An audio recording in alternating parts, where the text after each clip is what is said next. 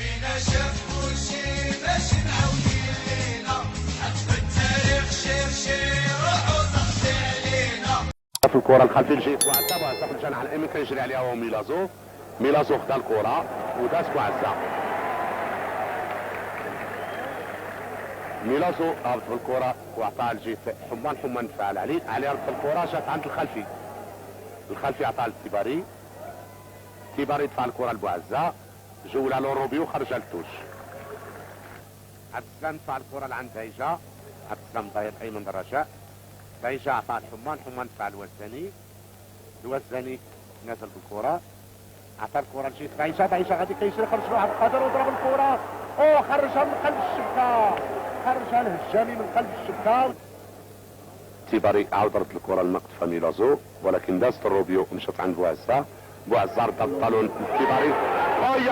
تيباري قطفه رائعه ولكن قبضها الحارس الخلفي دازتوش العربي تيباري ردها بالراس العربي قذف الكره لجهه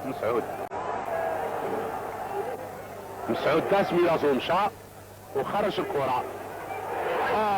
قطفه الخلفي خرجت الباصي وعزة كيحاول يراوغ التعالوا عليه الانادي ضربت زاويه ضد الوداد قطفات الكره طار بالراس الهجامي ردها رجعت الكره عند عزيز قطفها خرج لها بالقدر وقبطها رجعت لدايجا عطاها لحمان ردها بالطالون لعند عزيز ردها لعند حمان في لا معتبره لجهه علي ردها بالراس بوعزه لعند عبد الكبير علي داها لعبد الكبير دار له فانت ورد الكره لعند عزيز عاود عزيز ردها علي داز توسه معتبره والهجامي جمعو قذف الكره سقيم قطفه معتبره ردها بالراس العلوي رجعت الكره عند دايجا قطفه قطع بالقدر الخلفي قطف الكره قطفه مزيانه مشى لاعب كبير بالراس طلبها الخلفي خرجها كورنير عبد الكبير جبد معاه بالراس ولكن الخلفي صاب يعني موقف مزيان في الشبكه ضربها فوق البوطو بيدو خرجها فوق البوطو ضربت زاويه لصالح الوداد.